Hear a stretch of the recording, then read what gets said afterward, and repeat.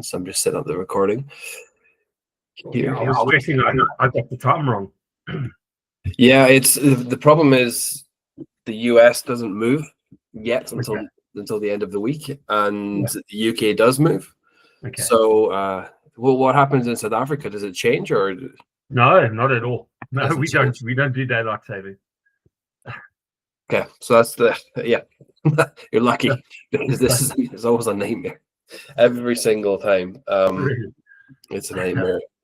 It's just I can't get it right either way. It's like I have to move it from one time zone, and I've got to choose one every time. So, yeah, the joys. But regardless, what I've got today is pretty in depth, pretty solid, to be honest with you. I think it'll be quite insightful for a lot of people, and yeah, I'll give it a few more minutes because I'll see if anyone else hops in. Like I was saying, I know Sharifa, you just joined. It's because of daylight savings. It's probably going to be a quieter call today, just because the time zone people get mixed up. Because for everywhere outside of the US, it's an hour earlier than it usually is. This call, so yeah, maybe a quieter one, but I'll give it a few minutes here. And yeah, funnily enough, it's everybody in the US. So I've just had Vince; he's coming in now. Everyone in the US seems to have, because it's the regular time, they're all hopping in. Everyone from the UK, there's nobody here today because the time's different. But does anyone have any questions you wanted to cover before we dive into the training and whatnot, just to give us some time for others to hop in? No, I don't have any questions, but just to give you feedback, last week I asked you a question about the what is it, that Andromeda update to Facebook. I went and I changed the ad sets and did what you mentioned. Leads have been a little bit quieter. Click-through rate has been high, but the quality of the leads that has come through has been exponentially better. Okay. So quite interesting. Interested. It's you know what we found? Excuse me. What we found is I have accounts that spend 3,000-4,000 per day, so they've got high volume. And what we found is that the revenue last week dropped, but the number of new customers was up 50%, which is a huge, a huge number. And it's that's a crazy difference. And the reason the revenue was down is because obviously the average order value with retargeting is going to be much higher, right? Yes. So it's hunting for new customers more frequently. It's going out there finding them, which is good, but it does then have an impact on the revenue, right? The bottom line. Yeah. So yeah, juggling that one, to be honest with you, that. I can believe it. Yeah. So yeah, it's good to see that the lead quality was higher though, because that basically means that you're creative and the copy is doing the hunting for you, right? It's finding Definitely. That's good though. But what's been happening this week with? I've seen personally from my perspective, today's a bit volatile. The last 2 days have been okay. Have you seen the same, or what have you seen? No, I haven't seen that. Look, I must be honest, we only made the changes on Friday and released them late Friday afternoon. So we started getting good leads coming in Saturday morning. And since then, they've been consistent, not as many as before, but they're still quite consistent. And like I say, the quality is definitely better. The client's getting more bookings in their salon, and people are we're asking for a deposit up front. And we're getting more people paying for that deposit. Excellent. Are they paying through a page, or are they paying? Basically they fill in a form, and we're sending them in. We tell them up front that if you do actually pay your deposit up front, we give you an added treatment and a slight discount. And they immediately get a link. They click on the link and they just do the payment. Excellent. Okay, that's an interesting approach, actually. That's pretty good. I like that. Oh, thank you. That's really good. But yeah, you should probably see that. It should. I think you'll find that it pushes into different audiences more consistently. Where previously it would always get stuck with the low-hanging fruits, and you would have good results for a couple of weeks, month, whatever. Then it would die off, and it's not dying off. It's just going into pools with it became stuck in pools, right? They became stuck in these cycles. Whereas now, what it should do is it should push into different areas a bit more consistently, a bit more easily, and a bit more. It seems to be, yeah, it seems to be. I mean, last week the client was ready to quit Facebook, and now she's happy. So yeah, the choice. Let's heard that one before. Yeah. Perfect. Yeah. Does anyone else have any questions or anything they wanted to ask before we dive into the trading for the day? You can leave it anything, feel free. No? All right. So what I've got for you today is a little bit different in the sense that I guess I'm giving you a more detailed breakdown of something very, very specific. Now, I want you to remember during this training, as we progress through it, if you have any questions, which you might well do with this one in particular, because I can expand on certain areas. I can, give details that you want to know, not a problem whatsoever. Just interrupt me. Don't post in the chat because I can't see it. I'm going to be on a different tab. Just interrupt me, shout over me, ask me the question. It's not a problem at all. I expect it, and I encourage you to do so. So any questions that you do have, let me know. But as I said, today it's going to be a little bit different in the sense that you're going to get a real insider scoop essentially into what we do for clients that do pay us 120,000 a year, right? And if not more than that. And that's per client. That's every single one of them that with this type of structure I'm going to show you. Every one of them is minimum $10,000 per month, and they retain for 12 months. And that's not because of 12-month contracts. We don't really sign minimum terms on it, not even 3 months minimum. Zero minimums whatsoever. You'll see why this happens. But so I'm going to be diving into the specific niches that we target, how we structure the service delivery, the deal structure, the team behind this system. So how do we actually structure that team? How does it flow? What do we need? Who do we need? And how we get those clients, of course. Now, before you get started, can I have a question? Yep, go for it, Vince. Yep. You can answer that at the end. Afterwards. I had a question about with the voice AI. I had a question concerning setting up like 3 phone numbers, being that they're supposed to be unlimited. I was wondering if you had any insight on how to do that for like 2 different websites, if that's possible. They would be under my sub account, but I want 2 different websites, like 2 different domain names. Okay. I might have to ask Alyssa on that one. Okay. Technical stuff, but I can definitely get an answer for you. I'm not 100% sure I understand the complete question, so I might get you to write it down for me, and I can ask her for you, and she'll give you a more technical answer than because she does the setup of it all, so she'll probably have the nitty gritty stuff, All right, thank you. No worries.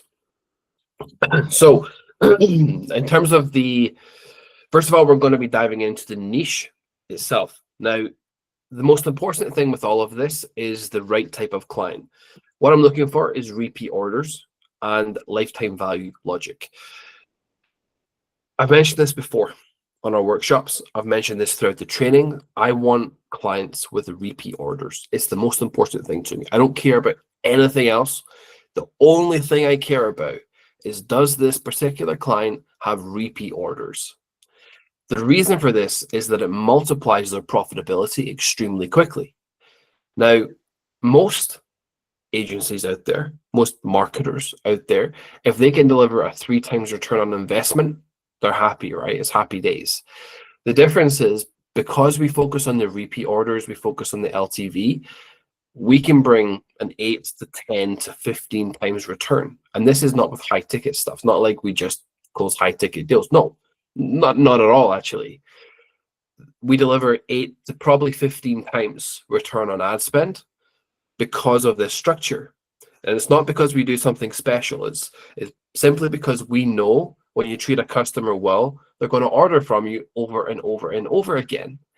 But nobody ever realizes this. Everybody looks at that first sale. Everyone thinks, well, I've got to spend $100 on getting the customer, and that customer needs to pay me $400. This is the wrong way to look at it entirely. That's not what we should be doing. And I can't stress this enough. Nobody ever looks at it. And nobody ever has the patience to look at it either. Every business owner out there, and I mean, you know, I appreciate that they've got to get paid, they've got to have income, all that, absolutely. But this is why the right type of client is so important to us. If we simply look at this over the course of a 12-month period, this is where we can get 8, 10, 15 times the ad spend back. And when we position it like this, all of a sudden, it's a complete no-brainer to the prospect, to our client, right? So no-brainer, of course they're going to do it. We need to spend $100 to get a $60 order. I don't care if I lose on that first order. I do not care, because what I know is that the $100 will turn into $1,000 over the course of 12 months. Now think about this. If you have an offer, it could be any offer, it could be your own offer, and you generate leads for that offer. If you send those people a special offer once per month, it will actually feel like they hardly hear from you, or that you hardly ever sell. Because you can look at your inbox right now. You can look at your inbox. We're all in the marketing space here, so we're probably all on the same email list and things like that. If you look at your inbox, there are people that have an offer for you 3 times per week, right? They're always pushing it. We can structure it where we sell once per month, every month for 12 months straight. And we have value-driven content to nurture that prospect, nurture that audience more and more and more. But we can turn the $100 customer into $1,000 over the course of 12 months on average. Some will spend 3, 4, 5,000. Some will spend 600, 700 over that period of time. But what this means, because we know this, we can actually be far more aggressive than everybody else out there. All of our clients could be more aggressive than everyone else. But it only works with a business where a customer can buy multiple times. It could be multiple different products. It could be a recurring subscription. It could be the same product or service over and over and over again. Like I've spoken before about shipping labels, right? It's the same. They buy the same thing every week, but they've got to keep buying it over and over and over again. All these things, these different industries, they all have something in common, which is the customer buys more than once over the course of the year. And if we want to accelerate this even more, we can add other things that are complementary to it, right? So if we want the core product to be a repeatable sale, as I said, subscription, it could be the same product, or it could be add-ons and things like that. But if we have a subscription, or if we have the same product over and over again, we can accelerate it into 15 to 20 times return on ad spend by simply selling complementary products to an existing audience. This is where we can get into ridiculous realms of return. Ridiculous. Nobody else can compete with it. And if you're having that conversation with a prospect or a client, nobody else can even humor that type of return. But it's just because we think the right way, right? We frame it the right way. So it doesn't really matter.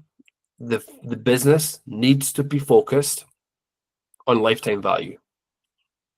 And it makes our life so much easier. It gives us so much more room to breathe.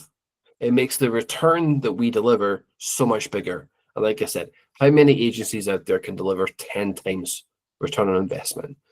Virtually none, because none of them think along these lines. They all think about, if the product's $100, they've got to sell it for $40 acquisition cost. No, I'll sell it for $200. I don't care. It's the shift in mindset that unlocks everything for you.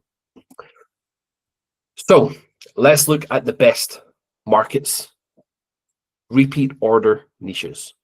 So we go into markets that have repeat orders. These are markets like shipping, printing, payment processing.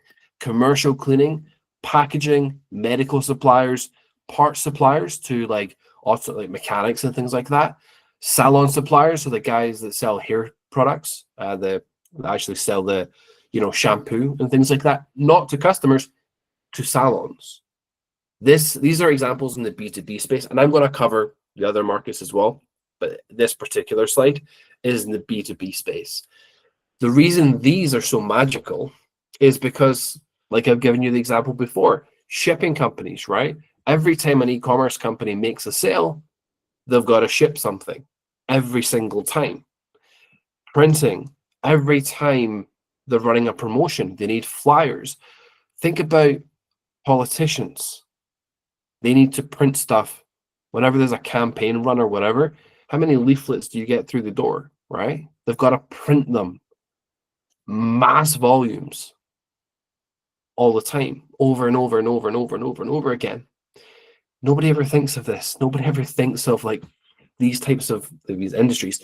Payment processing, every transaction that goes through, they get paid on. All we have to do is get the customer once, and they're paid on every single sale that happens. Commercial cleaning, right? This is different to normal cleaning. Commercial cleaning is different because every single week, sometimes every single night, you think about these skyscrapers and things like that. Basically, every night, a cleaning crew go in there and clean either the whole building, or they'll do a certain floor, or whatever the scenario is. But they're there every single night. And every single night, they're paid. The external company are paid their fee. So repeat orders. If they get another skyscraper, they've got more repeat business. If they get a mall sort of complex, more repeat business. Simply getting offices, more repeat business.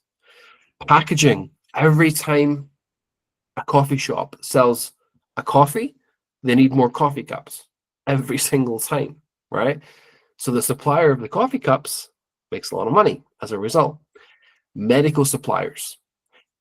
Every single time a needle is used, most of the time, it has to be disposed of.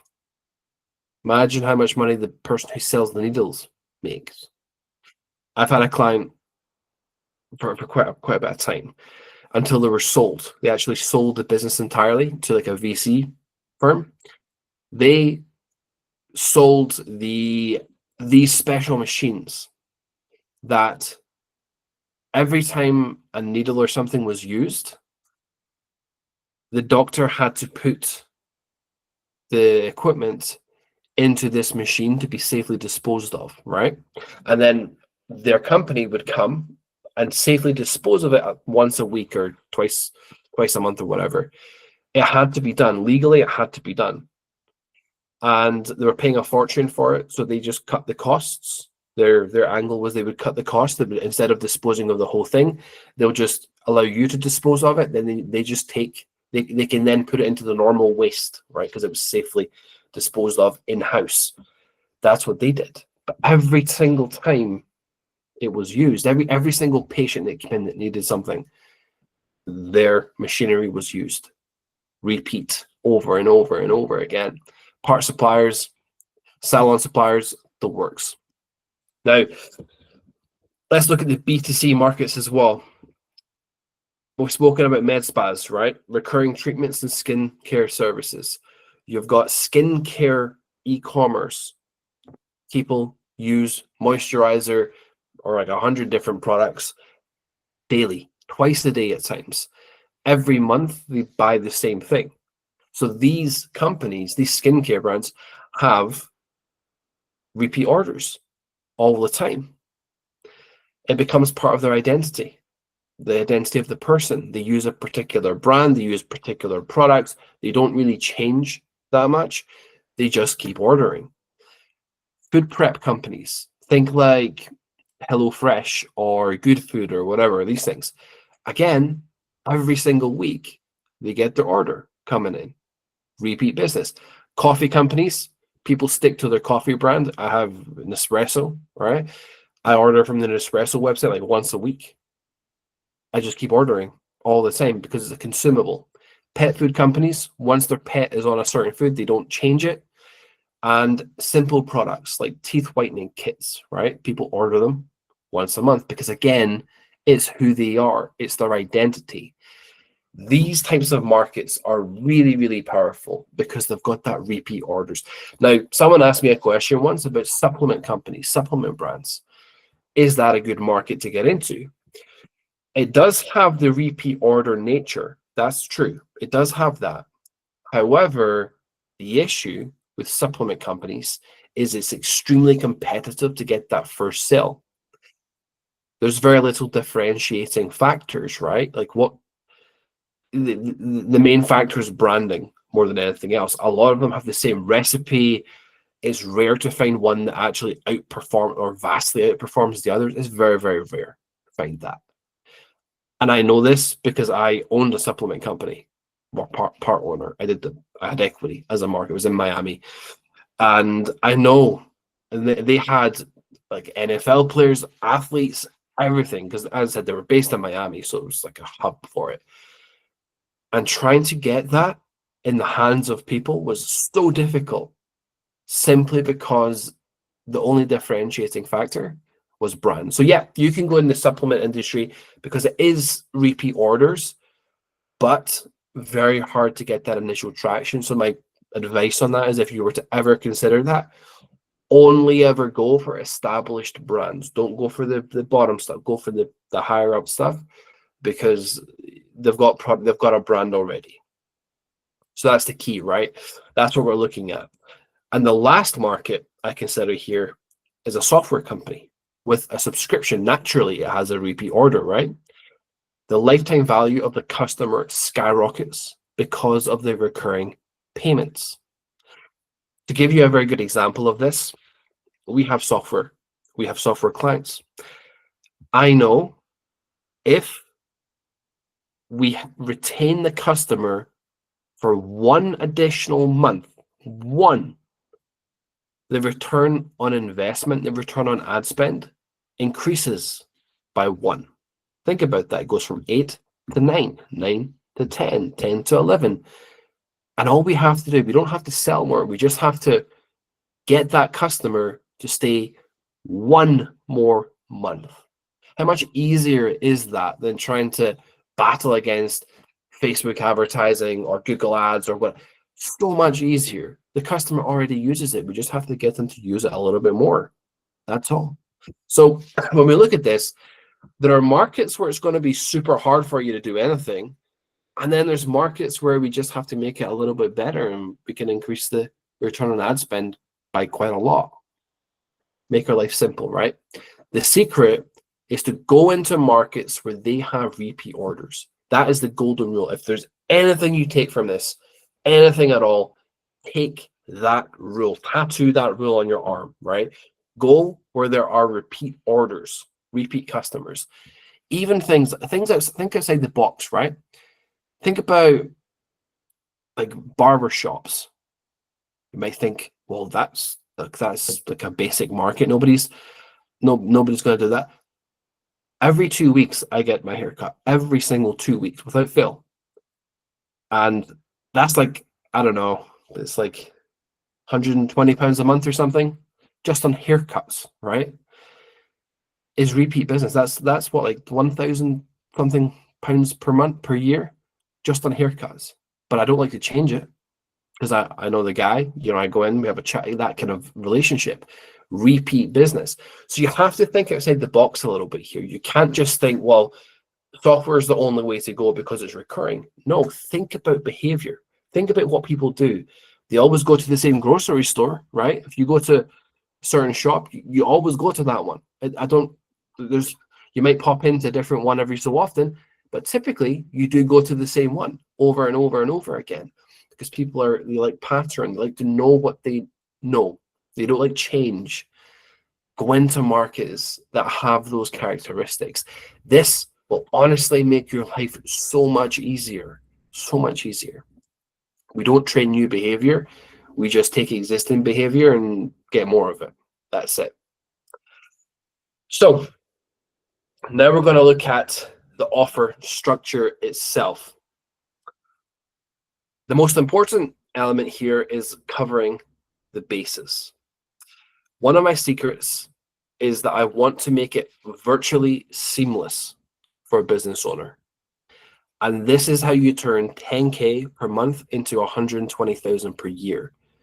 It's retention by design. That's the way we build it. Now, as I said earlier at the start of this workshop, we do not lock into contracts. I don't have 12-month contracts. I don't even have 3-month contracts. It's month to month. But yet we retain clients for years. Why is it? And it's because of what I'm about to show you here. It becomes virtually seamless. The business owner doesn't know we exist in the best way possible. The best way you can think of that. Now, so many business owners out there need to micromanage teams, and it becomes so difficult, right? If they hire a media buyer, well, the media buyer holds their hand up and says, well, I don't do creative or copy. I don't do funnels. Oh, your funnel's broken. It's not me. It's the funnel's broken, right? Or they disappear. How many people have had virtual assistants that just disappear on them? They in thin air, right? Where do they go? They're better off or somewhere else. And the work gets dropped. Or creative people that they start off really well and then the volume drops. They don't create as much anymore, or the results diminish or whatever. They need to be micromanaged. Or, for example, their attention to detail is very, very strong at the start and then dwindles, right? They start making mistakes, left, right, and center. It starts to dwindle. This means that the business owner often ends up micromanaging all their teams. Our goal from day one is to make this absolutely seamless. They don't have to think about anything. It's like everything just runs magically in the background. They just sign on the dotted line, they pay the money, and everything just works like elves in the background, right? That's how it works. They don't even realize things happen. We don't even approach them. We need this, we need that. We just do it. That's it. We just do things. I'll even fix problems outside of my remit. I did it this morning. Actually, the reason this line is in here is because I did this morning. I noticed something on a website. Now, we don't run the website. The website is a Shopify store and it exists already. And I noticed there was a problem. And I sent a WhatsApp to the business owner. I said, here's the screenshot of the problem. Give me access to this and I'll fix it. Completely outside my remit. If he sends that back to the web team, they're going to charge him for time to fix it. I fixed it in 20 minutes, right? Did I get paid for it? No, I didn't charge anything. I just fixed it. But this is so important. It's so important. So many agencies out there are incredibly rigid. They won't do anything that doesn't pay them. They're going to charge an extra $500 for something, which then aggravates a client. And it means that it means that they stay for 3 months, not 12, right? So the agency owner chose to make $500 extra because they were short-sighted instead of making 9 months of their monthly fee over the course of a year. What a stupid trade-off that is, right? And it's all because everybody tells you charge for your work, charge hourly, charge this, any changes, no revisions, all that kind of stuff, right? Sometimes we've got to go back to the good old business principles of relationships. If you have been on these calls, you've noticed you will know that I, about a month and a bit ago, flew out to the US, right? Did I get paid to do that? No. Came from my pocket. Did the client pay for it? No. None. I just flew out there on my own what's the word I'm looking for? My own decision. It's not the word, but my own decision. I just went My out own there. dime. There we go. I just went out there to build a relationship, right? That's the goal. So for me, that probably cost me 3-4K or something like that for hotels, and I'm there for 2 weeks, hotels and all that stuff. But the relationship, that'll make me far more money. Let me just let someone in here. That relationship will make a significant difference. The improvement, the strength of it makes such a big difference to the amount of money we make over the course of a year. So a lot of the things that we do, we look at what everybody else does wrong. So we know web designers are going to charge $500 for something extra, right? They're going to, no revisions, or an extra revision costs X amount of money. We don't do any of that. We know that we can actually make a difference. We know that we can make that. A lot of business relationship is how you make the person feel, right? If we make that person feel good, feel like they're getting incredible value, they're going to stick with us. They're going to stick with us for a long time. And sure, it's not 100%. We can't guarantee that's going to happen. But 95% of the time, the right person's going to stay. And sure, we might lose 5%, but whatever. We don't care. We take the long-term approach that nobody else ever takes. So you have to make sure that you're not simply doing the little things and charging extra for them. Focus on the relationship. Focus on that long term. In order to bring in $120,000 per year per client, we handle everything A to Z. Think about it. To make $1 million, we only need 10 clients then, right? That's how simple it can actually be. But it's not if you do the same thing as everybody else. If you try to nickel and dime everybody, it's not going to work. You're going to fall into the same trap. Whereas go back to the old school ways of just focus on that relationship. Like, if you ever watched the US Office, where they go watch this like the weekend, so quite fresh, where they go into the different their old clients that had stopped ordering paper from them, they dropped off the gift baskets into their offices, right? It's the old school thing sometimes. Everybody focuses on AI, this and whatnot. Sometimes we just need a little bit of old school in there, focusing on that relationship, and it makes a tremendous difference. You won't believe the amount of times I've done this. I spoke about the medical client earlier that sold it's called waste disposal. They flew into Toronto, and I took them out to this members club that I had, bought them lunch, everything. Long-term relationship, right? And I'd never even met it was a couple actually, but I'd never met the guy before. I'd met the woman, but never met the guy before. But you just do it. It's not really whining and dining. And I think I saw, again, I'm on a different tab here, but I think I saw Mobin's on the call. Mobin is the king of whining and dining people in Dubai. He knows all about this. But you see all of his success stories, right? And there's a reason for it. It's old school. It does work. It works really, really well. So if you want to retain those clients, pull from the old school book a little bit, work on your relationship instead of trying to charge $500 for something extra. So that's part of the reason we turn 10K into 120,000. So next up, we have the service delivery system. So how does this actually work? What do we offer to the client to charge 10K per month to make 120K? And just for reference, 10K per month is probably the minimum that we make per client. That's the baseline. Most of the time it's about 12 to 15. That's usually where it lands. So what do we do? How do we actually do that? Well, first we like to have a traffic source. Now, this is the only part where things could be different to what you learn. And it's simply because I have a lot of experience in Facebook advertising, TikTok ads, LinkedIn, YouTube ads, the works. I know what I'm doing there.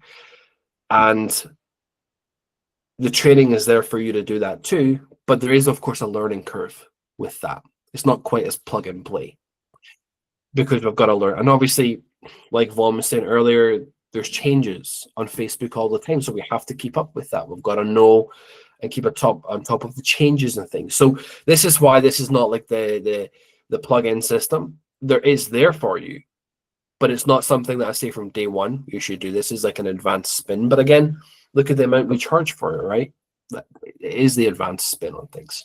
So yep, we'll run the Facebook ads or TikTok or LinkedIn or YouTube or a combination of all of these, depending on the client. Not necessarily all at once, but just as an example. Then we take care of the creative components of that as well. We have creative consistently built, and we build a system around it. We have the ad copy created with variations. They don't have to worry or touch anything. And like I was saying earlier, we make it seamless, right? Most of the time, a client signs on with an agency, they a lot of the time they won't do the creative for it. They'll say you have to provide the creative, right? And that's a mess. That's an absolute headache. Or the creative isn't very good, or it's like the same old stuff over and over again. It's just not good at all. The difference is when we run those campaigns, the client does nothing, right? They don't have to do anything. They don't have to give us ideas. They don't have to do the creative. They don't have to do the copy or give us the copy. They don't have to install tracking and all this stuff. They don't have to set up ads. They do nothing. They don't even know it exists, basically, right? So the second component, and we're going to dive in this, well, I'll explain this a little bit more. I'll explain the Facebook side and things a little bit more when I get onto the team structure down below. So I'll just hold that thought for a second. The second part of the service delivery is the LTV maximization. And this is where we have our revenue recovery systems, right? You've got your missed call text back. At times we can use different ones of these. It depends on the type of client. So for example, if we're dealing with leads where it's like let's say it was some kind of like a med spa, for example, but we're doing it through Google Ads or something similar, we'll use missed call text back. If it's on Shopify, we'll use abandoned cart sequences. If they're booking sales calls, we'll use no-show sequences. So this basically, if you imagine a boat and the boat has holes in it, these are the systems that plug those holes, right? They maximize every single part of the traffic that we send through. So we call them our revenue recovery systems. We can maximize all the opportunity that we drive. And we can also, the one thing I haven't put in here is the referral system that we run. We add that in too. There's a referral system that just adds in a bit of additional revenue through automation. But if you've been on the workshops before, if you've kept an eye on the group, you'll see the referral systems and such there. Anyway, you'll know what I'm talking about. And if you don't, feel free to ask. I'm happy to answer. But basically, these are what we use to maximize the lifetime value. It all drives revenue further. Now, the final part of the equation is installing our nurture sequences. So we send 3 emails per week, nurturing the list and driving more bookings or driving more orders. This pushes the LTV further, right? It increases the revenue. My goal is to basically have, let's say we generate 2,500 leads over the course of a month. Let's use leads as an example. 2,500 leads. My goal is at every single month, we have an offer that converts just 1% of the list. It's actually more like 0.8%. 1% of the list every month. 1%, 1%, 1%. And I do this by sending value cycles. So I send the prospect through a value style email campaign, which gets them opening. It gets them, it pushes the, we give more, the balance of give and take, right? We give far more than we actually take from them. So for 3 weeks out of the 4 weeks of the month, we're giving. We've got different things, educational pieces, the works. We're just giving people things. Then on the final week, we'll run a value-based offer. So we'll actually give them something with the added offer on the end. And my goal is with all of this momentum to convert 1% every month. If I do that, if I simply do that, my return on ad spend, based on what it costs per lead, my return on ad spend is going to be about 7 times, right? 7 times. But then we install the promotional sequence. This is where we've got the LTV maximizer, but it's more like for Thanksgiving, right? It's like Black Friday, Christmas, Thanksgiving, Halloween, the works. We can also call this database reactivation to some extent, right? We first come in there, we're going to reactivate the database, number one, then push everybody into these nurture sequences up here.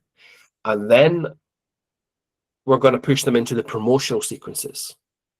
But again, once we get to the team component, I'm going to show you how we coordinate all of this. A little bit different, very automated. So we'll show you how we do that. But again, Halloween, Black Friday, Thanksgiving, Christmas, the works, all of that stuff, all of the promotional sequences, they dovetail with the nurture sequences. So again, the nurture sequences are getting 1% conversions. The promotional sequences will spike that by 2-3%, which then takes us to that 10x, 12x return on ad spend. This is how it's done. If we look at that 12-month period, that customer comes in and we're working them the whole time. The reality is people stop working them after a month.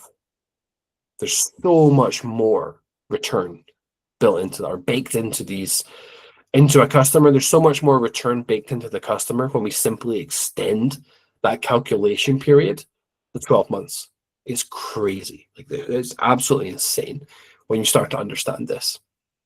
And this is how you deliver ridiculous returns. So the overall impact here, basically the seamless client experience.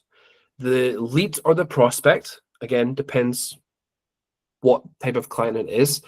They buy the first product or they book the call or they request a quote. After this, they're then within our ecosystem where we're always in front of them. We're always we're constantly top of mind. We're always there.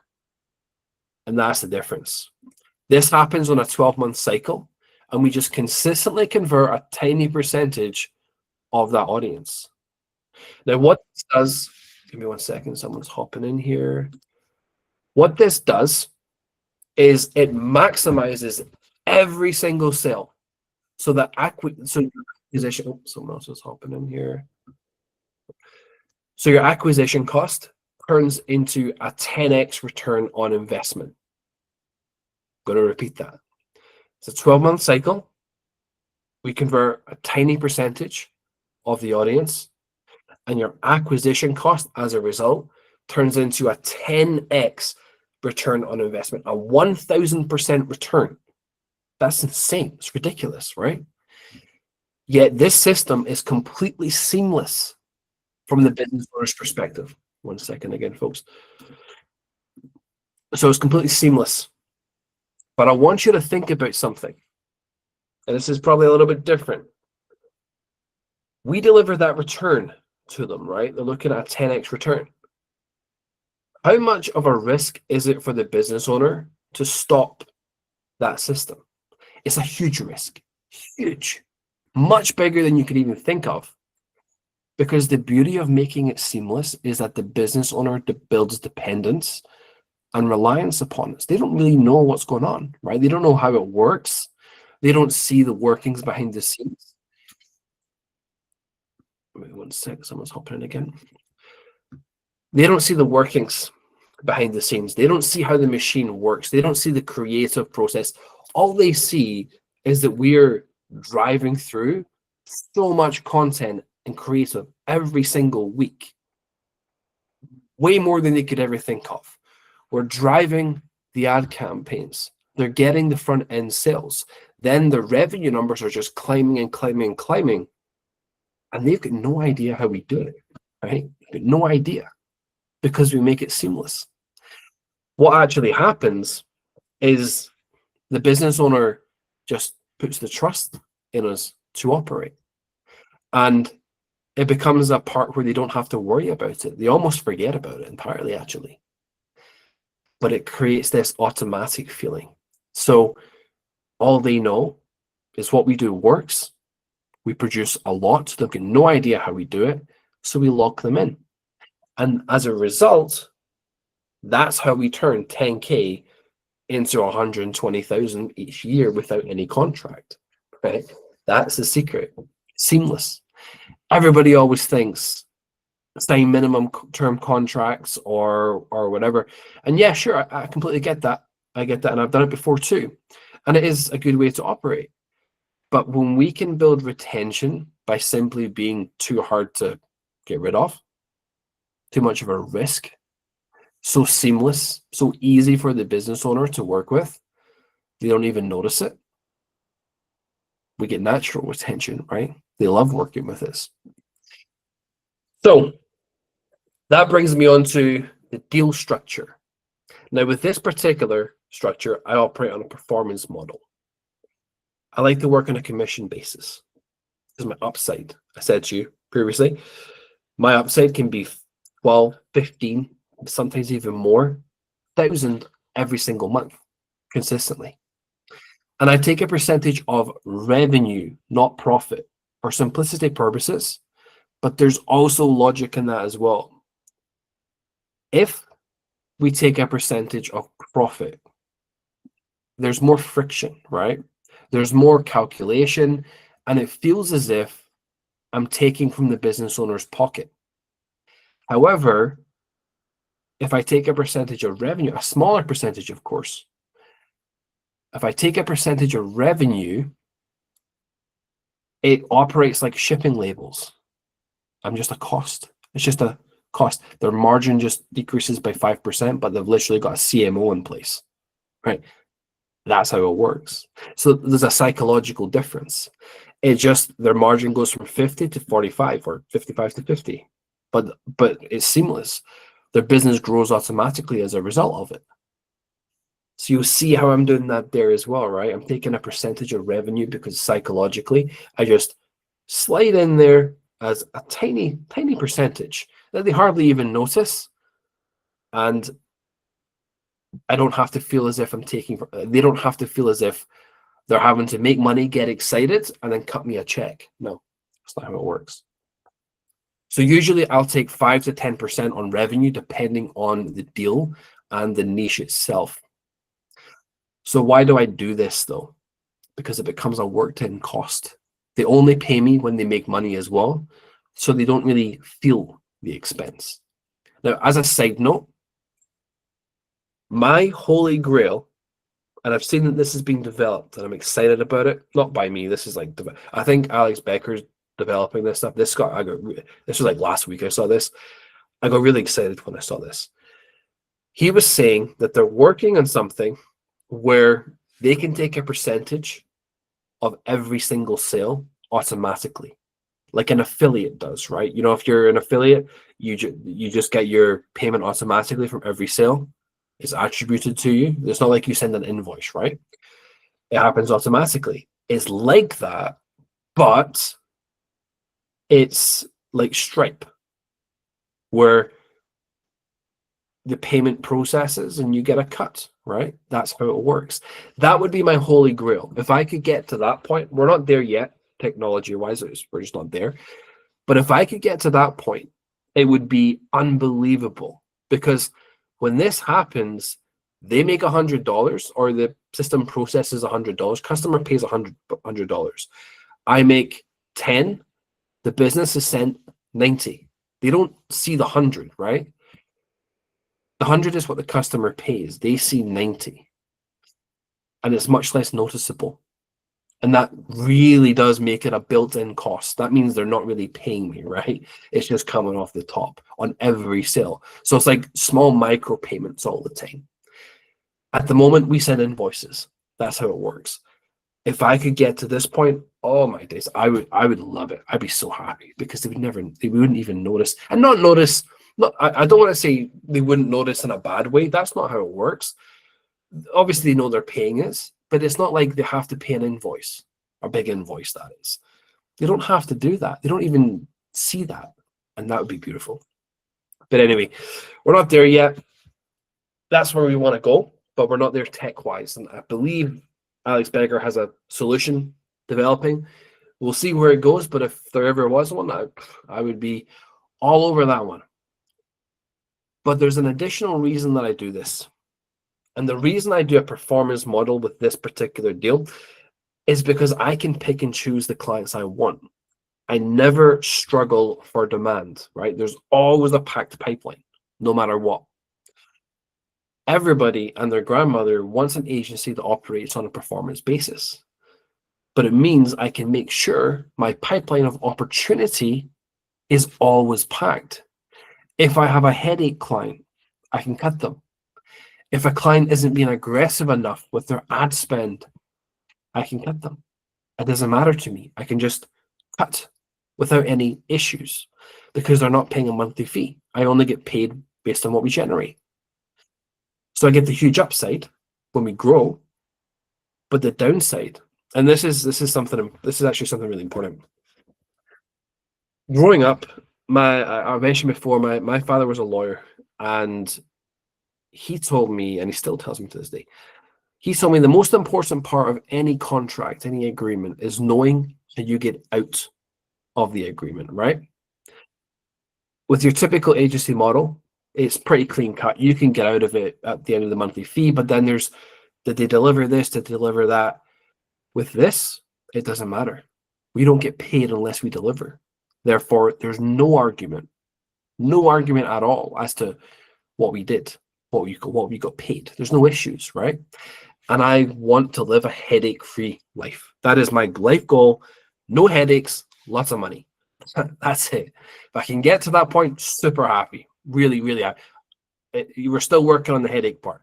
But basically the idea is, right, that I can cut them if I don't like it, or don't like them, or they're not being aggressive enough. And if they're not being aggressive enough, maybe I'm not getting paid what I want to be paid, right? Because they're holding it back. So I can just say, well, I'll move on to the next one. I've got control, I've got abundance, I can do this. But what this means, and this is something people don't consider, is I have choice from a different perspective. I can choose clients who already have product market fit. I don't need to work with the newer businesses that don't have a base and that are far more price sensitive, right? I don't have to do it. I don't have to go find them product market fit. Not at all. I can go to the ones that already have that already have sales, that have proof, that have reviews. Makes my life a lot easier. And I can work with the volume players as well. This means their ad spend is going to be 3,000, 4,000, 5,000 per day, right? Which means their sales volume, their revenue is going to be much higher, which means my cut is going to be much higher. But it also multiplies my impact. Our system, the service system I mentioned before, where we've got the traffic, then we've got the nurture, the promotional sequences, referral systems, that's a very robust system, right? I know over the course of 12 months, 1% per month of the leads generated, 1% delivers 10x. There's so much room for me to have issues as well, right? If I deliver 6 times return, it's still very strong, but yet that's the system not working. So because the system is so robust, I know that if I can simply spin the wheel faster, right? I'm not changing the wheel. I'm just making it go faster with more money, more ad spend from the client. The results are going to multiply. Makes my life a lot easier. And of course, the clients that I choose will have they'll be much more aggressive about growth. Therefore, I'm paid more too. It's of my interest. And that's the beauty of this system, and that's why I do it like this. And again, I'm not necessarily telling you you've got to work like this, because of course I've got experience doing it. I have, not really economies of scale is the wrong word, because you're not working with hundreds of clients, but when there's a team cost, I'm going to come on to this, it's not a law, but there's a team cost behind it. Taking in a purely commission deal doesn't, you're up front, you're out of pocket, because you're like, well, I've got to run it first, then get paid. So I'm not necessarily saying you have to do this. I just want to give you the insight into how we make this a reality, how we multiply that effect so much bigger than you could ever imagine, and basically have no ceiling on it. So you work here with less clients who are better and pay more. They also like paying you, because in order to pay you, they make 10 to 20 times more, right? 5 to 10%, 10 to 20 times more. That's the reality. So they love to pay us. They want us to be paid more. We have our clients telling us, We want to pay you more, so we've got to get more aggressive. That's a good relationship to be in, right? So my deals are structured based on the percentage of revenue that I generate for them. Now let's look at a bit of the operations, the team structure, who you need behind the scenes. This part is key, not from day one necessarily, but if you want to operate at this level with multiple clients to reach 100K a month, right? The first thing I need a media buyer to run the ad campaigns. They manage the campaigns, they rotate the creative that's produced, and they're responsible for the front end return on ad spend. I expect creative rotation of about 20 images or videos minimum per week. As the Andromeda update comes into play, I will probably double this actually to 20 to 40 creatives per week. And of course, the more, this is with relative spend, with the higher spending clients, it'll be much higher than that. And it's not, we're not creating brand new images. What I'm talking about is variations. We're just tweaking the image, different headline, different colors, things like that. So, and if the image features a male, split testing it with a female, things like that, younger, older, etc. We split test that. So with the media buyer, they don't create the image, but what I expect them to do is I expect them to rotate that image in and out every single week. And this is not an easy task for them, right? This is something where it can be intense, because to operate at this level, we need a lot of creatives. Then we've got a graphic designer, but there's a bit of a system behind this.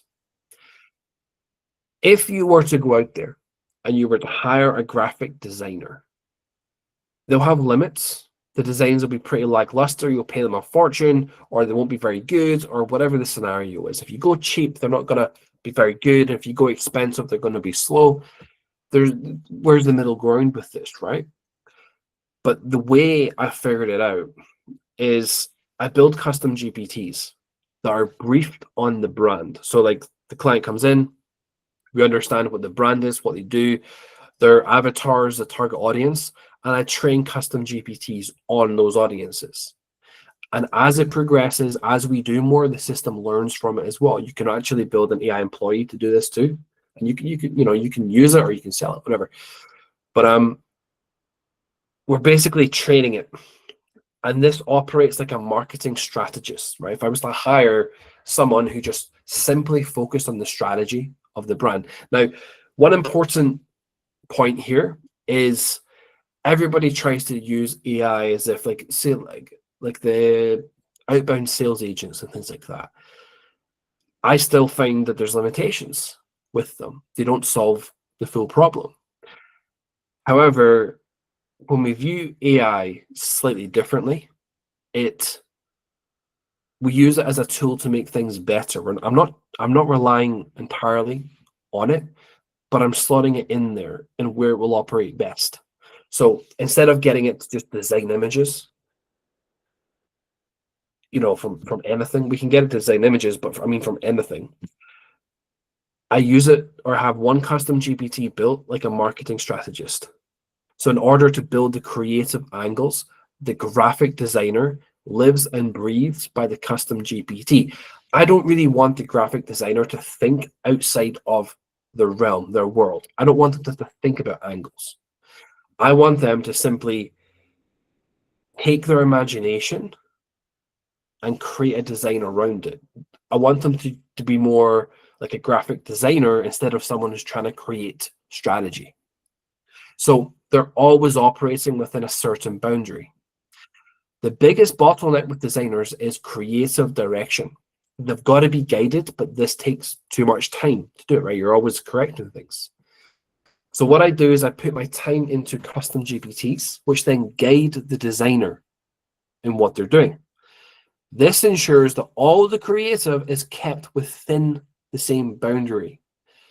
I also have example ads in bulk that follow a very specific creative style, meaning the designer only has to plug in the new brand. So like they've got all these templates, and then what they can do is they can use AI to create different scenarios, like different types of different images. Maybe it's somebody on the phone, or they're using AI to fill in the template, right, of the ad creative template. And then they might add a little spin of their own. So their idea, they look at the template. The template is in a certain format. They then have to look at the marketing strategy from the custom GPT. It will give them different angles, different variations they should create, different ways to tap into this. Their goal is to then prompt another AI system to create the background for it. Or maybe it's like if they want an image of someone on the phone, or they want an image of someone playing a sport, or whatever the client is, right? Whatever the product is. They use it to create the prompt, which creates the image. And then what they do is they use their own skill to touch it up a little bit, right? Refine the details, make it look a bit better, make it sit nicely, make the text sit nice. So I'm not asking them to create from scratch. I'm giving them all the tools, which means I don't need someone that charges $100,000 a year to do this.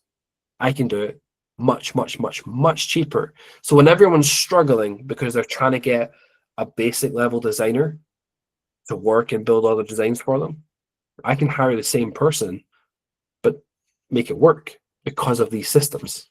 So it simplifies the entire process. But the most important aspect of this process is quality control. I mentioned earlier that I want a seamless experience for the client. This means no mistakes. Every single piece of creative is checked to a granular level of detail. And I'm not kidding about this, right? I'm talking about if there's like a really good example, right, is there's an alcohol brand in the US, and they were launching into different states. The background image, as much as it might be of a city, we use it to make sure that city is, for example, actually New York, for when we're targeting New York. Florida, same thing. Is it actually Florida?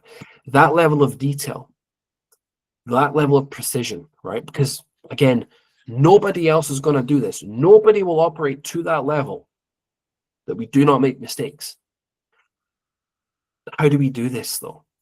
We use another custom GPT, which stores previous feedback and develops as we progress. So basically, it has a set of rules that it follows, a set of rules that it checks and cross-checks the design. As we pick up different errors, say it was like, that's Austin, that's not New York, but the headline says New York, it will remember that. And then the next time it's going to cross-check that as well. So it gets to the point where we can just take the image, drop it into the custom GPT, and it will actually analyze the image to all of our parameters and just point out the problems. We can operate consistently, robotically, without any issues, to that level where there are just no mistakes. There's just no mistakes in the designs. So the designer creates within the guidelines a second custom GPT, checks the work based on feedback, and it gets better and better and better as we progress. This means I can produce creative volume at a high level without needing 10 designers. So when everyone else needs 10 designers, think about it, right? Why can nobody else operate on a commission model at this level? Because they'd have to pay 10 designers. They'd have to do that. That's not feasible anymore. The cash outlay is too big. They cannot do it.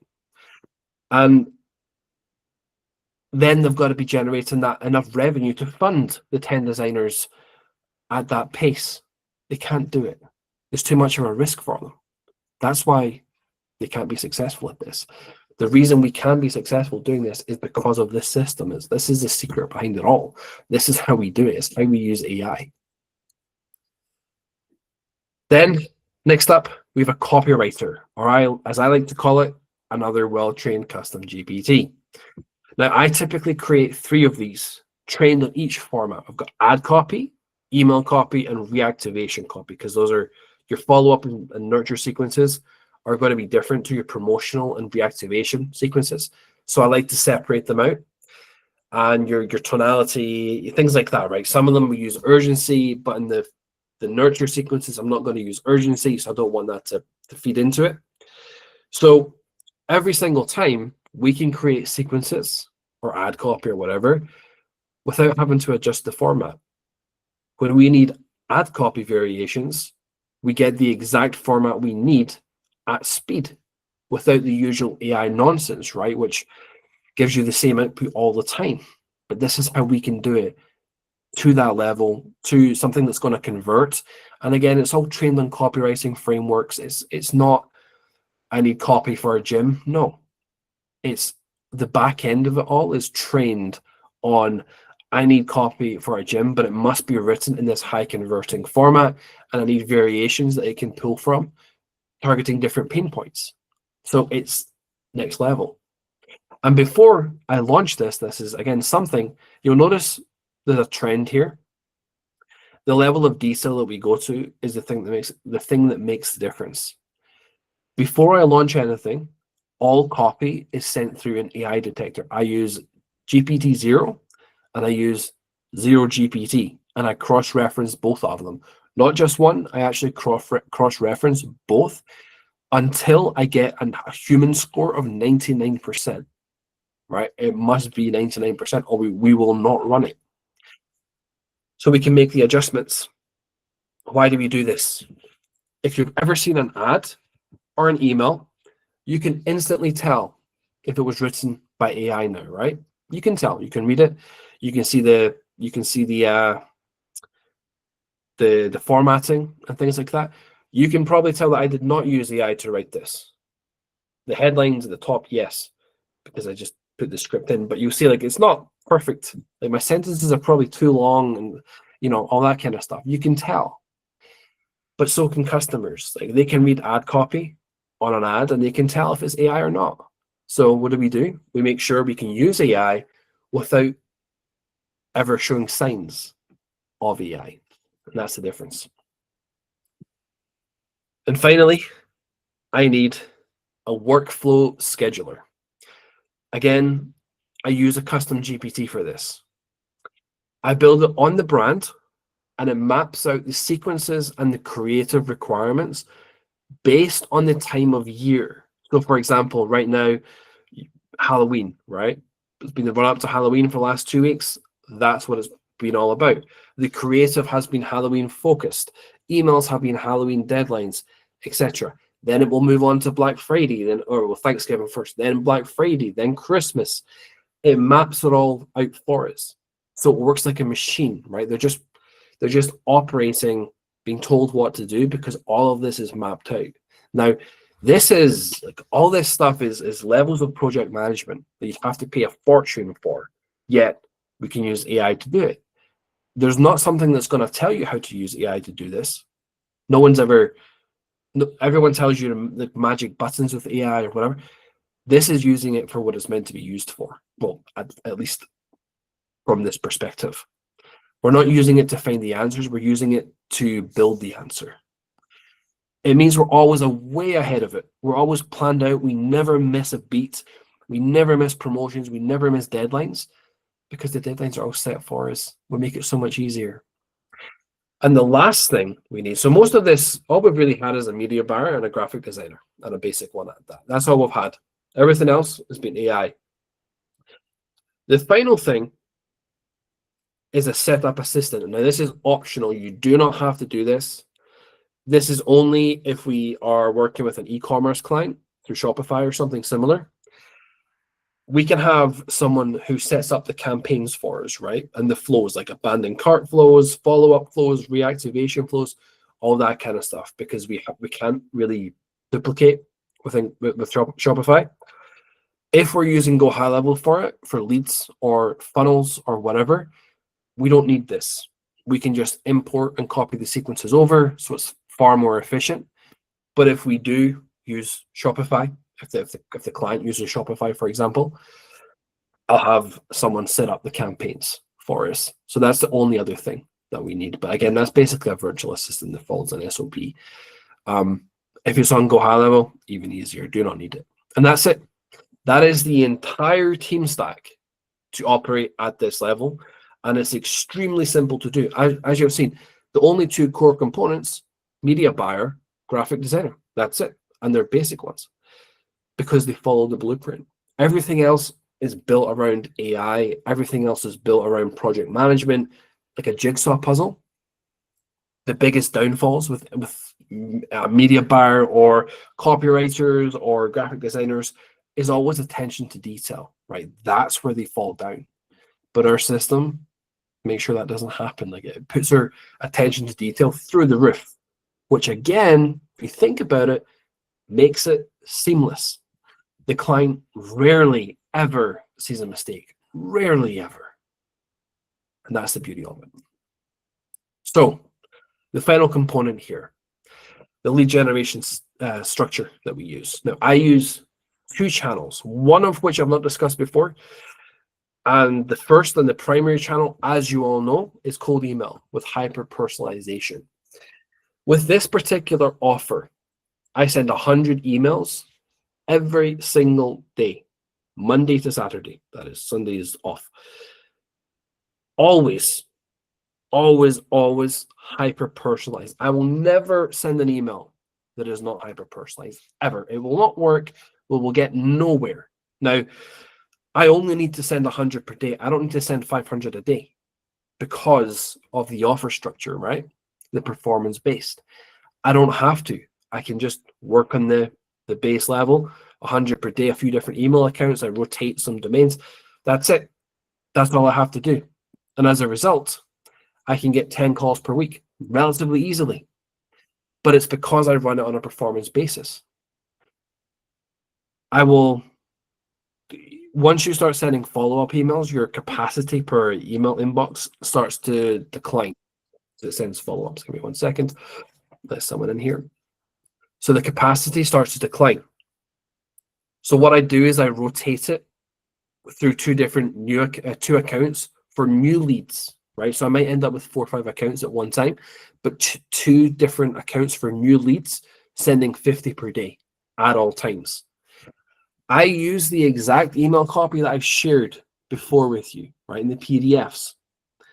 I keep it extremely simple, and the only difference is I mention the performance basis. That's it. But the secret is the consistency behind it. But I can use it to book 10 calls a week. Now, one important point here is it might book 10 calls per week, but I qualify them all beforehand.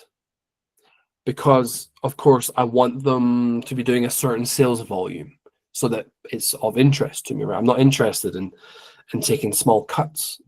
I want it to be at a certain level. So I'll probably disqualify 4 or 5 of them every week and just say, look, it's not a good fit before I get on the call, so I'm not wasting time. And I'll accept about 5 or 6 of them on average, roughly around about there.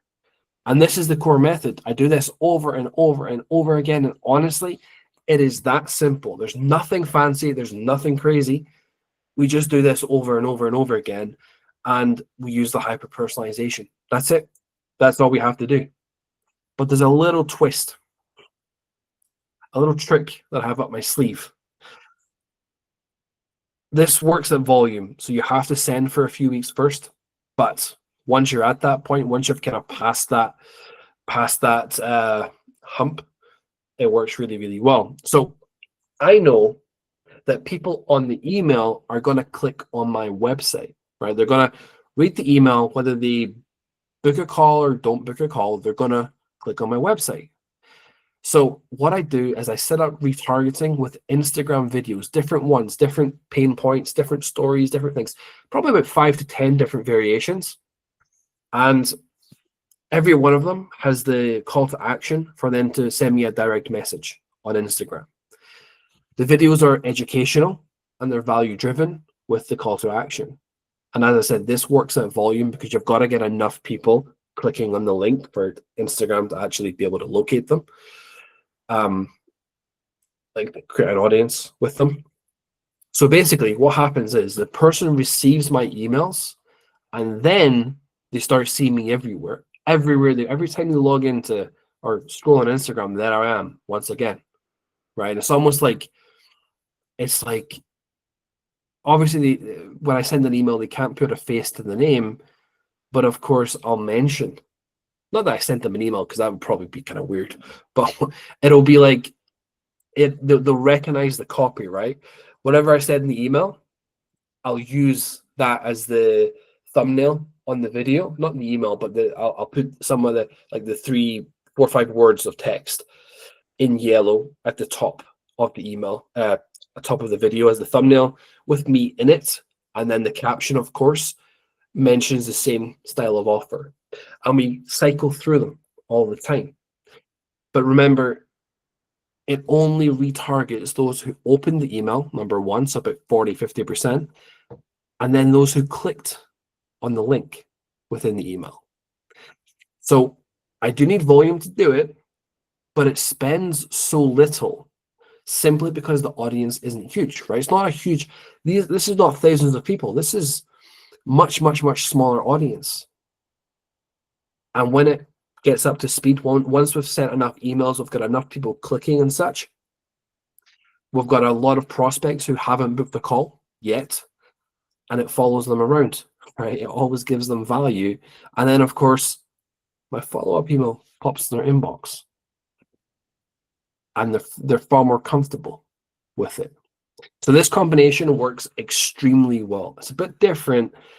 It does require volume to be, so again, it's a reward of consistency. If you're consistently sending emails for a couple of weeks, all of a sudden you have enough data on your website, and it can start to retarget.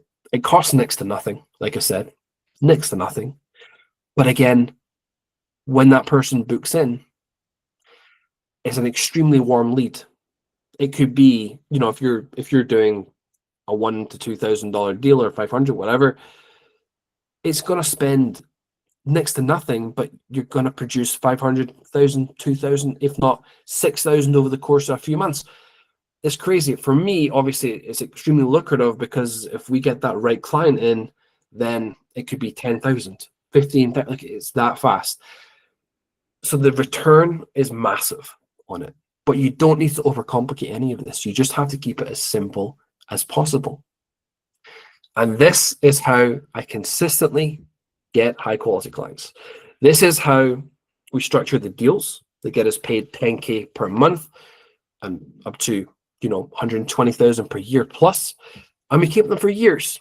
We make it extremely hard to live without us simply because we make it seamless. Again, this is the most important thing. What I told you at the start to remember is focusing on customers and clients that have repeat orders. And the second point to take from this is you have to make the experience seamless. It's almost like they have to ask for nothing. You think of it for them. You get ahead of the game. You fix things if you have to that are outside your remit. You focus on the relationship. That's what makes it work. And this is what the behind the scenes of a 10K per month client looks like. It's not really that complicated. It's heavily AI driven. It's incredibly profitable.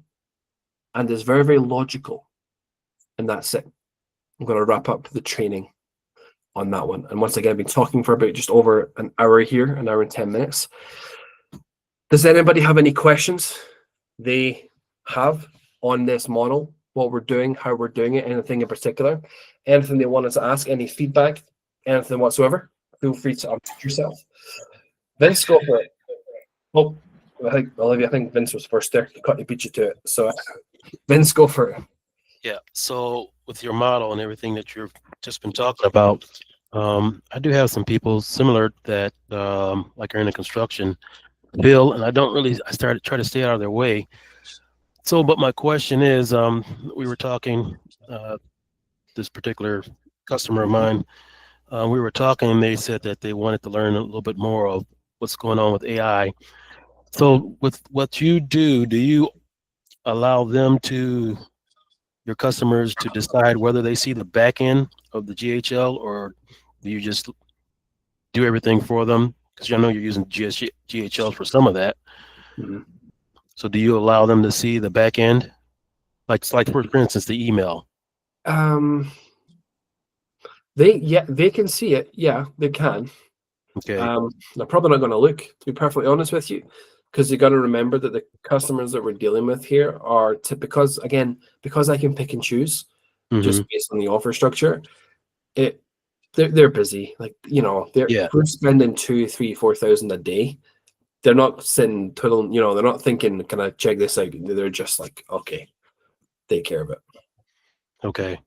So yeah, I wouldn't hold it back, but I highly doubt. And honestly, if you think, well, what if they see it and then they take it and then they go? Well, they've got to go build it all out themselves. So they're never going to do that. And if they do, fair play to them. Yeah, exactly. Okay, I get you. All right. Any other questions on that one? Yeah, so I had one written down on the email marketing. Do you give them so pretty much that question just answered my question. So that was kind of like two questions wrapped up in one. I was going to ask you about the email marketing. Do you send them a report when you say you work on a performance basis? So do you just let them see the money coming in, or do you actually send them a report as proof of measurement of what you've accomplished for that month? Yes, good question. I'll do it two different ways. Typically, we will all reports that okay. There's nothing that stops you bringing a customer in, then them just saving it as a tab, as a favorite on the computer and ordering again, right? There's nothing that necessarily stops them from doing that. We can't do that. But that's not going to be attributed to us. But again, I'm long-term thinking. I don't care. I know I'll probably only be paid on 80 to 85% of the sales that we generate, but I focus on the long term for years and years and years. So I'm not too fussed about that. But what that then means is, instead of giving them a report of we did this, I give them an overall business report every Friday. The business grew by this amount. I basically put my position. We operate almost like external CMOs, right? We take accountability and responsibility for it, and we say, look, we're not interested in just growing what we do. We're going to make sure the business grows, because you get paid when the business grows, not just ad accounts and things like that. So we're going to take responsibility. What that means is they can see the business growing, and that's the numbers we're using. So it encompasses everything that's happening. And then, of course, when it comes down to us getting paid, there will be tracking involved. You can use different, like Click Magic. You can use, sometimes we just use Facebook ads. Their track's not very good, but again, long-term focus, we don't care. Plus the email stats. We'll then say at the end of the month, this is what was generated, and they'll pay based on that. So there's two sides to that question. Did that answer the question? You see what I'm saying? The difference? Yeah. And then my last one, so someone can ask is, when you qualify the person before they even become your client, is there like a survey, like a drop-down menu on your lead page or something like that? Is what you're using for to qualify them? Usually I'll just have it in the pre-call automation. So send them and I'll ask them a quick question. What are you expected to do next month, or something like that? How much ad spend are you currently using? Because I like to go for customers that are spending, or again, I don't want to change behavior, right? Okay. So I like to go for customers that are already spending. So I'll ask, and that tells me if they're spending 100 per day, I'll know, okay, they won't have the skill for me, unless it's a rare scenario, but that's unlikely. But if they're spending 1,000 per day, okay, I can make an estimation that your revenue is probably high enough for this, probably at least 100,000 a month. So yeah, that could be 10K a month for us. So that I can do it in different ways. I want to know the revenue, but I can do it in roundabout ways with particular questions like that. Nope. All right, thanks. All right. Olivia, did you have a question? I don't have a question on this model specifically. If someone else has a question on the model that they would like to address first, but I have another question just for an issue with my emailing. So, okay. Mobin, did you have a question? I can see you unmuted there. Do you have a question? Yeah, Niall. I have a question. Two questions, in fact. The Okay. first one regarding this calculation of revenue. So you mentioned that we will run the ad campaign and everything in between. So like here in this part of the world, for example, even if we generate the lead, there is a clinic system that they use as per the approved ministry guideline, and they record all the data, patient detail there. So I wonder, I will not be having the direct access to these revenue numbers. So in this case, like, what do you think? Like, we send them the list, like these all are the people booked this month, and you calculate the revenue and then give us the permission, or how should be the case in this way? I think in theory your method would work there, but the only problem is if they're not honest with you. But I mean, you would probably want to, I think you'd want to do it weekly actually. Just want to confirm, here's the leads we sent, how many converted, and do it weekly. The reason for that is just because and don't ask them about getting paid. Separate it. How many because they're going to be more honest about that. And I'm not saying people are going to be dishonest with you. I'm just protecting against it, right? So weekly, how many, here's the leads we sent through, how many are coming through for an appointment, and then track that. So you know exactly, okay, this person, we have to ask about these people because they said at the end of the month, they said they were close to closing or they're closing or whatever. So these are the ones we've got to ask about. So you get a good sense of what's going on. Yeah. Separate. Yeah, I think yeah, that will work in a way. Another question regarding the offer that we are currently running, which is this MedSpa Yep. database reactivation or follow-up agency. Mhm. So if I consider the today's training into that scenario, so the only part that we are not covering is the running paid ads. Yep. So let's say let's say tomorrow I have two meetings with two different MedSpa clinics. So I have not pitched them that I'll be running their meta campaigns and all, but they are already running it. So my pitch is that the AI follow-up agency. So in this scenario, I know like they are spending good amount. So if I would like to restructure my offer in performance-based thing, because I have not implemented this thing to any of the MedSpa clinic yet. So I don't mind getting 2-3 on performance basis, and once this system is working, I'm used to it. Then further we can see it. So if we define today's training into that structure, eliminating the running paid ads concept, then how should we structure it and do it? Because performance, we are not running ads, so these leads are not directly coming to our GHM, but we are starting from the lead list. So then how should we like pitch it or make it offer and calculate it properly? Okay, I would honestly, I'd probably do the same. I'd still probably do a percentage on the revenue. And the way I would argue with that is, when you're running the follow-up systems, you're maximizing. You're basically getting them more of what they would not have themselves. So you can say to them, it's the classic line, right? Well, currently you don't have that. So what's 10% of zero? Zero. So you pay nothing. If you do get this bonus client coming in, you only pay 10% of it. But previously you paid 0%. You get to keep 90%, or you get 0% because you don't have the system. So I'd probably charge very similar, but frame it as this is money they don't currently have, so they can either continue to not have it, and obviously dress this up a bit nicer, right? Don't say as direct as I'm saying it here to you. But I'd say, like, you currently don't have this money. I can get you this revenue, and you get to keep 90% of it, or you can continue as you are today, and you'll have 0% of it. Makes that a no-brainer, right? Of course they're going to do that. Yeah, correct.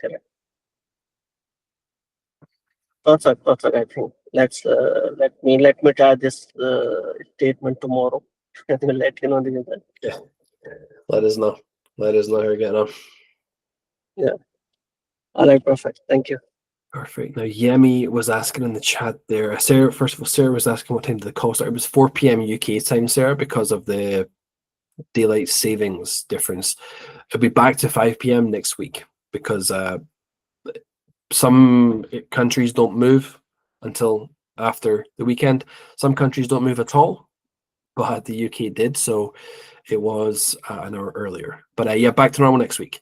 Yemi was asking, the client pays for the ad spend. Yeah, client pays for all the ad spend, everything. We do not touch that at all. So they cover everything for you, and you don't have to worry about that whatsoever.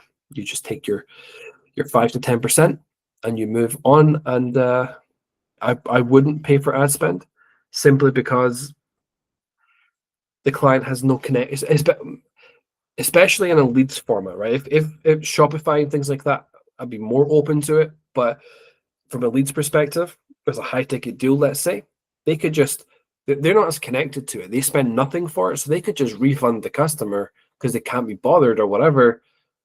And then you lose out on that. So I would never touch that. General rule, don't ever pay for the ad spend, ever. It's too much risk involved. Perfect. Does anyone else have any questions they wanted to cover?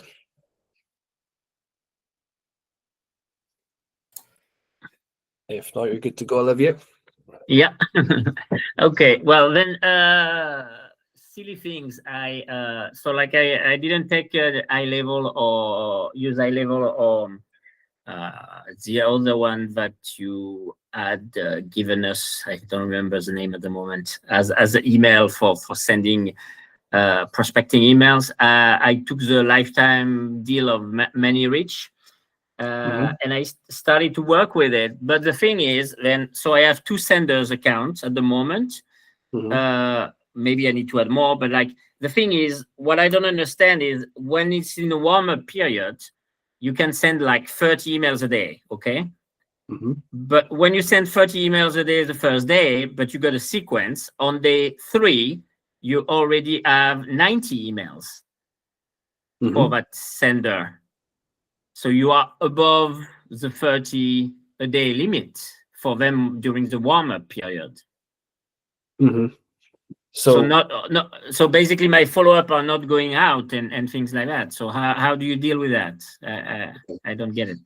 So it's basically a calculation. The longer you spread out your follow-ups, so if you do like a 4-day follow-up, as in like it doesn't send for 4 days, you can basically get one email account to the point where you're sending, what is that? It'd be 30, 60, 90, probably like 90 to 120 per week, right? And then it starts to it gets stuck at that level, right?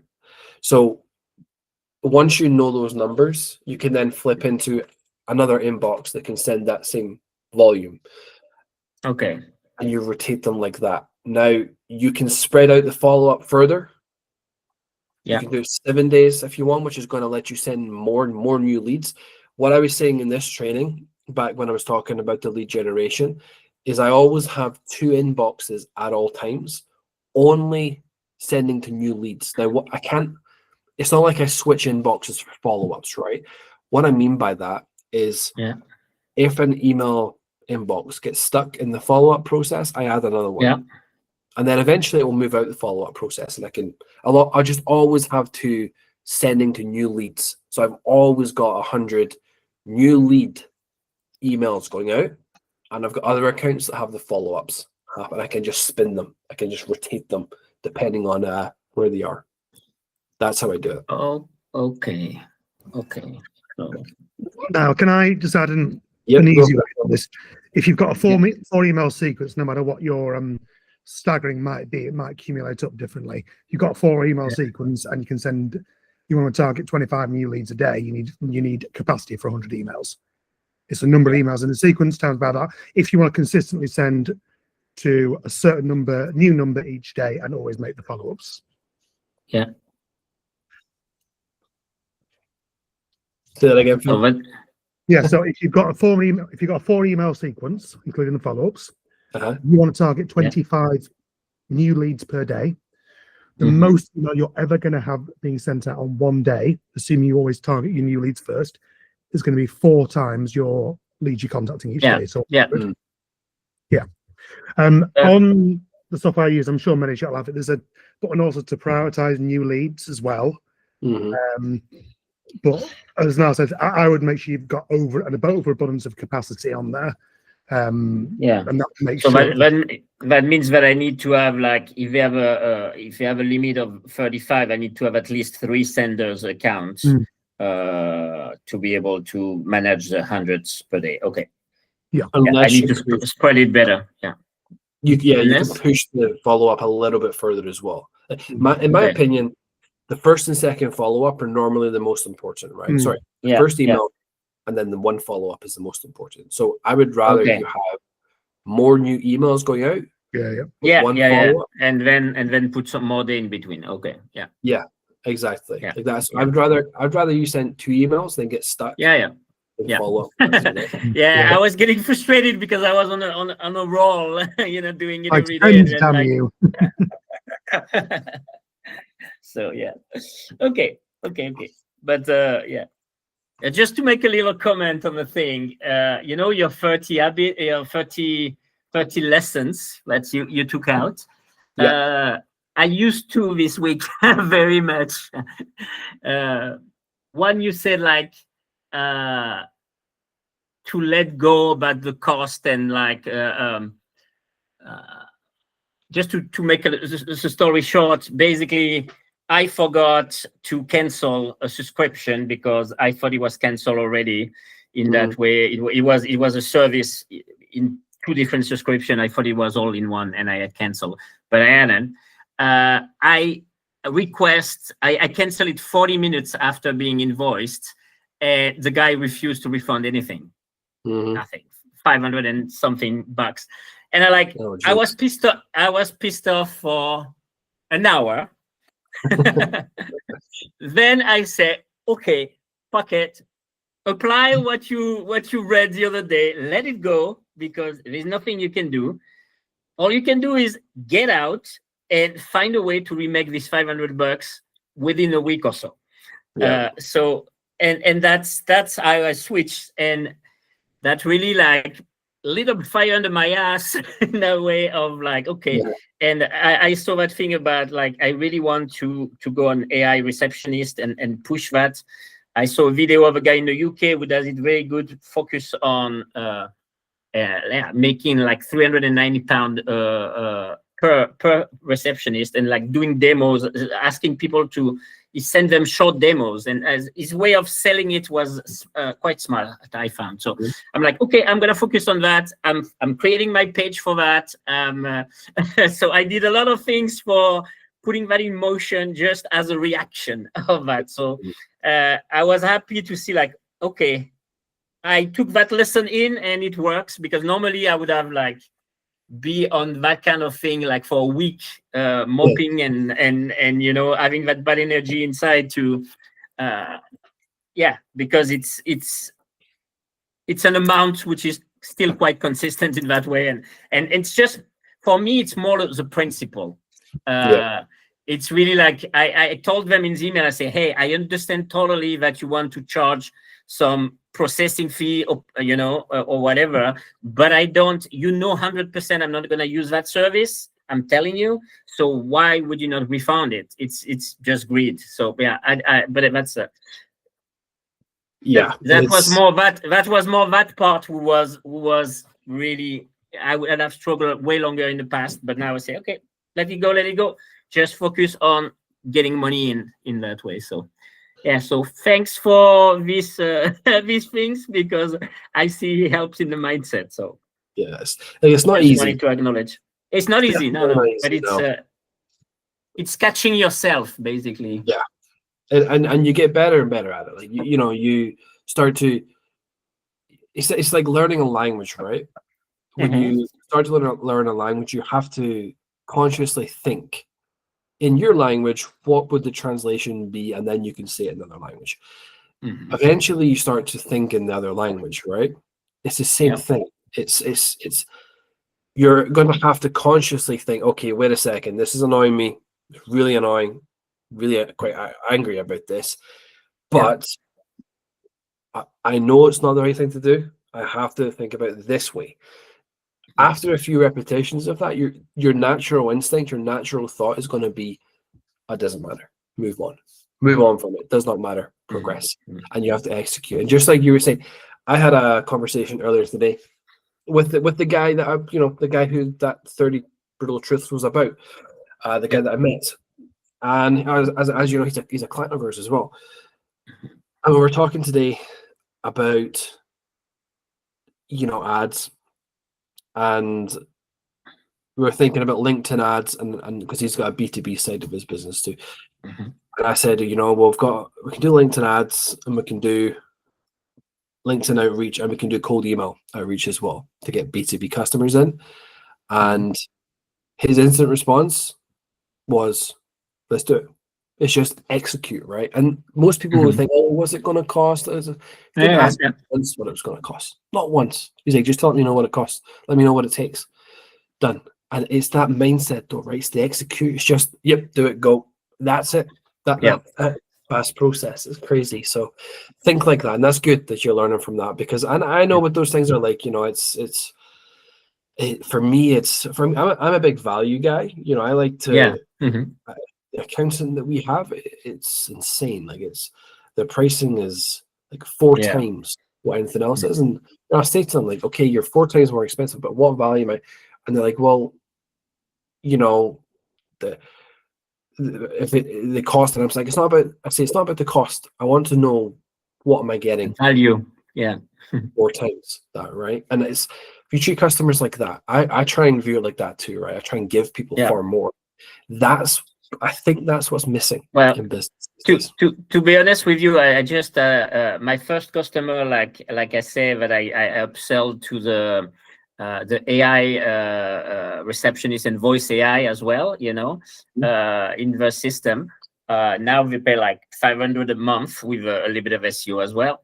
They get tons of leads at the moment, but I went in, I didn't make them pay. I created all automation for creating opportunity for each country that we are in Africa. I made a separate form with all the pre-qualifying question to create a good quote, basically, and send that into a workflow in opportunities to create the opportunities. And now what happened is, first of all, the manager is seeing all these opportunities flowing in the system. Almost 1 or 2 every day coming in, and they got like projects starting to come in. They already closed 150,000, where he made 90,000 on it, a profit. And then it's just like they are locked in. Everything now is in. So I did all that extra work without charging anything extra. Spend a lot of hours, learn a lot of stuff on Go High Level. But I know that now they are locked in. Yeah. One thing to add there, did you do whenever a new opportunity comes in, have you got an alert sent to them?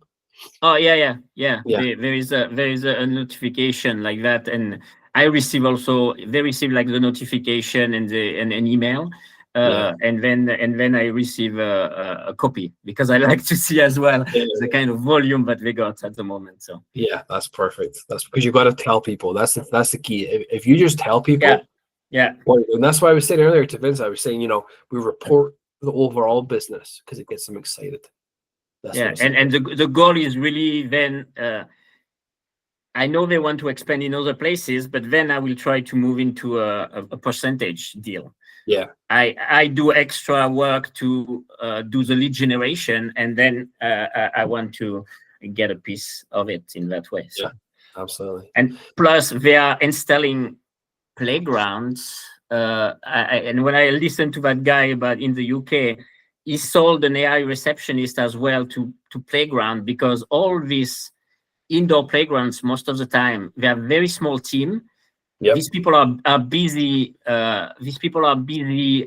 Doing drinks and food most of the time at the same time. So they are missing out on a lot of calls. And a call can be to book a birthday party for 10 kids, 20 kids, like these kind of things. So they are very open for that kind of systems as well. So I think if I through them be able to get access to the franchise that they are building for, that can be really interesting. In that way. Definitely. So working on that as well. That's good. Good momentum though, and good. Most Yeah. importantly, honestly, a good mindset though. That's the most important thing Yeah. of all of it, right? The opportunity will always come, that will come. But it's the Yeah. way you think. And you know, I'm guilty of it too. I get annoyed by things. Mhm. But we have to work that muscle as much as possible to learn from those ahead of us and realize that it can just bounce off of us. Like it doesn't make a difference if you get annoyed or not about that. What No, honestly exactly. difference does it make, right? It's like they say, like the poison. You're drinking the poison yourself instead of Yeah. doing anything to the other person. So that's no point. So yeah. Exactly. And how much happier would you be if you went and replaced it, right? Because not only would you replace it, you'd feel pretty proud of yourself too. Mhm. Like, those are Yeah. the best ones to get, actually. So you Yeah. know, and this is I've said it before. People that you know, someone mentioned to me that's been doing really well. They lost a client who went basically changed his offer, and so Mhm. that monthly retainer didn't come in. And I said, well, Yeah. you know, use that, take it. You know, you can do it. Go out and get another prospect, and there's a Yeah. 10 grand deal in the line, right? So Mhm. like, that's the energy. It's the energy shift. Yeah. That's what it's all about. 100%. But yeah. Any other questions? No, I'm good. Thank you. Okay, perfect. Does anybody else have any other questions they wanted to ask? It can be about anything. Moment. Hi, Niall. I have one more question regarding the video recording for the last weekly call. Yep. Have you uploaded? I've not uploaded yet. Not yet. I've been super busy with doing this one, actually. This one took me a long time to produce, probably longer than it should have. But I'll get them both uploaded for you as soon as I can get them up. Okay. Yeah, sure, no problem. And thank you, Oliver, for asking this question because I was also wondering around how to send out those emails. So yeah, so far we have sent around 300 plus emails. Nile, just to let you know, 40% is around open rate and yet to get the replies. But yeah, we are working on it. Okay. So have a look at your open rates, focus on those and deliverability, and then you can tweak the email copy, right? That's when you start building variations in. But what will happen is it doesn't happen. It's like a hockey stick, right? It's like all of a sudden you get 3, 4, 5 replies at once and the 3, 4, 5 calls booked. And you think, why can't every day it be like this? But that's what happens. It doesn't happen like in a linear fashion. It's like it multiplies very quickly. So yeah, expect that and edit the test variations of the email copy too with different hooks in there. Yeah, and any specific time that we should target, like morning, afternoon, or like any like best time to send emails? I like to do about 3 or 4 o'clock actually in the day, in the afternoon. That's my preferred time. Just because people are kind of wrapping up for the day, and that's usually when they respond. Okay, got it. I think I have started testing between 3 to 4 p.m. as well. So yeah, let's see. Perfect. All right. Does anybody else have any questions? It can be about anything at all. Vince, go for it.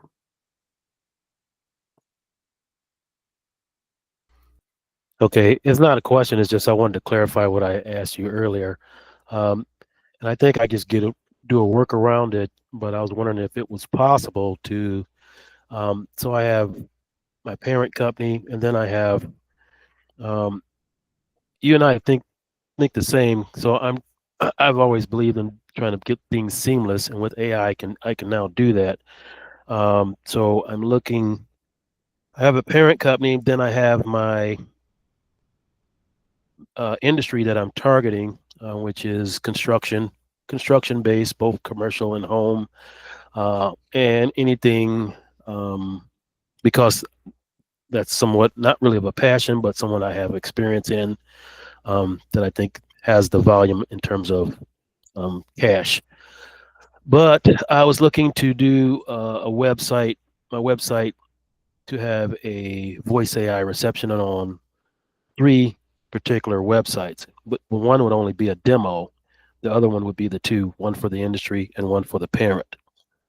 Mm-hmm. So that's what I was asking if you could, being that we have it unlimited, is that something that you know how to set that up? it should be Alyssa will definitely know because she does all Okay. this. So yeah, what to do is if you put a little synopsis in an email, I'll Okay. get it for you. Again, she does all the setup, so she'll know the logistics of how the numbers filter between different companies and things that are or accounts and such. So she knows that really well. But she'll be the best person to answer that question for you, so I can get that answered and get you the right answer rather than my interpretation of that answer. Okay. Thank you. Nice. And I send that to Scale Certified support at Scale Certified. Customer support at skillcertified.com. Customer support at sales. Okay. That's All it. right. Thank you. All right, no worries. No worries. Anybody else have any questions?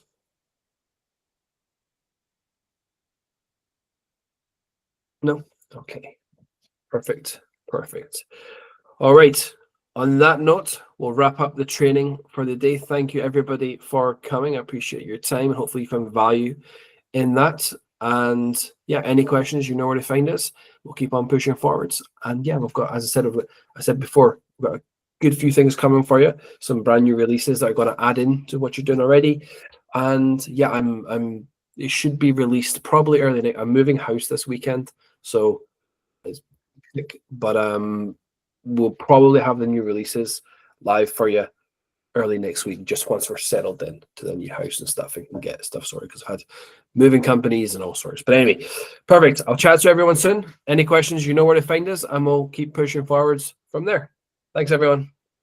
See ya. Thank you. Have a great day. See ya.